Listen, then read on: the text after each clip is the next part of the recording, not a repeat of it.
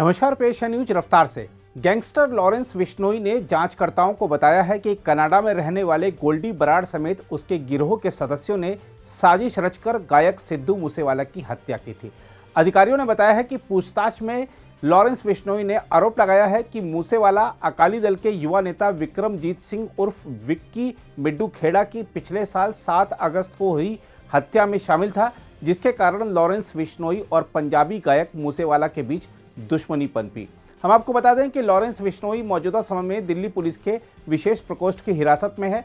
अधिकारियों के मुताबिक लॉरेंस बिश्नोई जांच में बिल्कुल भी सहयोग नहीं कर रहा है और उसने अभी तक अपने गिरोह के उन सदस्यों का नाम नहीं बताया है जिन्होंने मूसेवाला की हत्या के पीछे की साजिश रची। अधिकारियों के अनुसार मामले की जांच कर रहे दिल्ली पुलिस के विशेष प्रकोष्ठ ने हथियार कानून के तहत दर्ज मुकदमे में बिश्नोई को तिहाड़ से गिरफ्तार करने के बाद उसे 3 दिन की हिरासत में रखा है। एक पुलिस अधिकारी ने कहा है, अभी बिश्नोई बिल्कुल भी सहयोग नहीं कर रहा, लेकिन पूछताछ के दौरान उसने स्वीकार किया है कि उसकी मूसेवाला के साथ दुश्मनी थी। उसने यह भी दावा किया है कि उसके गिरोह के सदस्यों ने गायक की हत्या की। अधिकारी ने कहा, बिश्नोई ने खुलासा किया है कि गोल्डी बराड़ गिरोह के उन सदस्यों में शामिल था जिन्होंने मूसेवाला की हत्या की साजिश रची और उसे मारा। हालांकि उसने अभी तक असली साजिशकर्ताओं और हत्या को अंजाम देने वालों के नाम का खुलासा नहीं किया है। उधर बताया जा रहा है कि मूसेवाला पर गोली चलाने वाले शूटर्स नेपाल में हो सकते हैं, जिनकी तलाश में दिल्ली पुलिस का एक दल नेपाल गया हुआ है। बताया जा रहा है कि मूसेवाला हत्याकांड में पवन बिश्नोई और खान नामक 2 लोगों को हिरासत में लिया गया है। इस बीच पंजाब के मुख्यमंत्री भगवंत मान दिवंगत मूसेवाला के घर पहुंचे और शोक संतप्त परिवार के प्रति संवेदना जताई।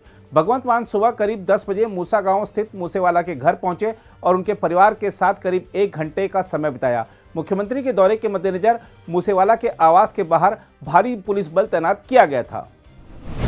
प्रधानमंत्री नरेंद्र मोदी ने तीसरे उत्तर प्रदेश निवेशक सम्मेलन के उद्घाटन समारोह में कहा है कि दुनिया आज जिस भरोसेमंद साथी को तलाश रही है, उस पर खरा उतरने का सामर्थ्य सिर्फ लोकतांत्रिक भारत के पास है। उन्होंने कहा कि दुनिया आज भारत की संभावना को भी देख रही है और भारत के प्रदर्शन की भी सराहना कर रही है। उन्होंने कहा, मैं उत्तर प्रदेश के काशी के सांसद के नाते निवेशकों का स्वागत करता हूं। निवेशकों का इसलिए मैं धन्यवाद करता हूं कि उन्होंने उत्तर प्रदेश की युवा शक्ति पर भरोसा किया है। इस दौरान प्रधानमंत्री ने तीसरे उत्तर प्रदेश निवेशक सम्मेलन की ग्राउंड ब्रेकिंग सेरेमनी में राज्य में 80,000 करोड़ रुपए से अधिक की 1406 परियोजनाओं का शुभारंभ किया।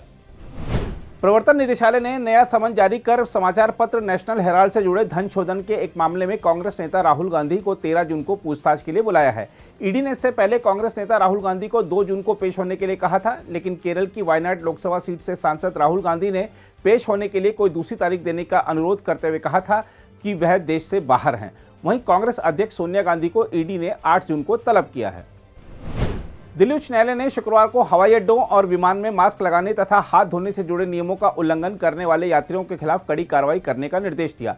इसके साथ ही अदालत ने कहा कि कोविड-19 महामारी अभी समाप्त नहीं हुई है और रह रहकर सिर उठा रही है।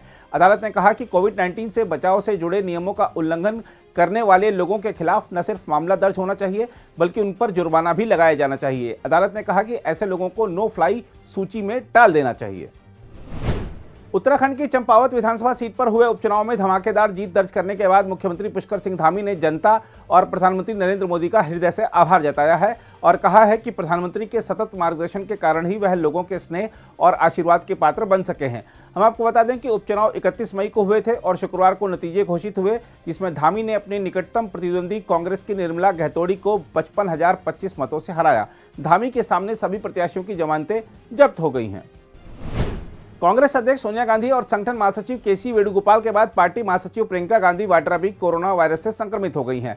प्रियंका गांधी ने ट्वीट कर यह जानकारी दी। उन्होंने कहा कि उनको संक्रमण के हल्के लक्षण हैं और सभी दिशा निर्देशों का पालन करते हुए उन्होंने खुद को अपने घर पर ही पृथकवास में कर लिया है। दूसरी ओर देश में कोरोना के आंकड़ों की बात करें तो भारत में 84 दिन के बाद एक दिन में कोविड-19 के 4,000 से ज्यादा नए मामले सामने आए हैं, जिससे देश में कोरोना वायरस से अब तक संक्रमित हो चुके लोगों की संख्या बढ़कर 4,31,68,585 हो गई है।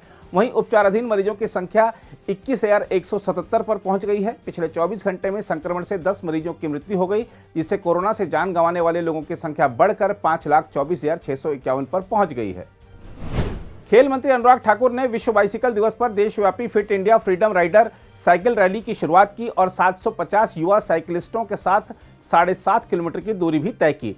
इस दौरान अनुराग ठाकुर ने कहा कि फिट इंडिया अभियान में साइकिलिंग बड़ी भूमिका निभा सकती है। विश्व बाइसिकल दिवस पर हम स्पष्ट संदेश दे रहे हैं कि दैनिक जीवन में साइकिलिंग को शामिल करें।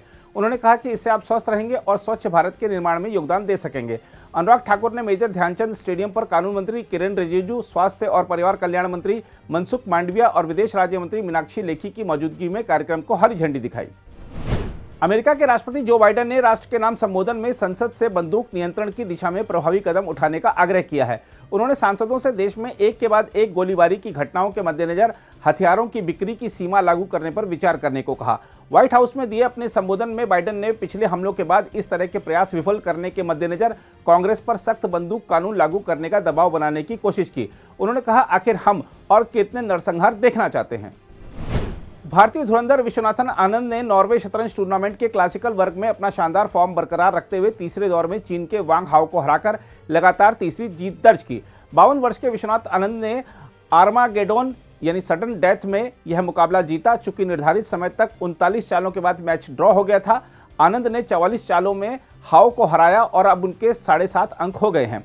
अमेरिका के वेस्ले सो 6 अंक लेकर दूसरे और दुनिया के नंबर 1 खिलाड़ी मैग्नस कार्लसन 5.5 अंक लेकर तीसरे स्थान पर हैं।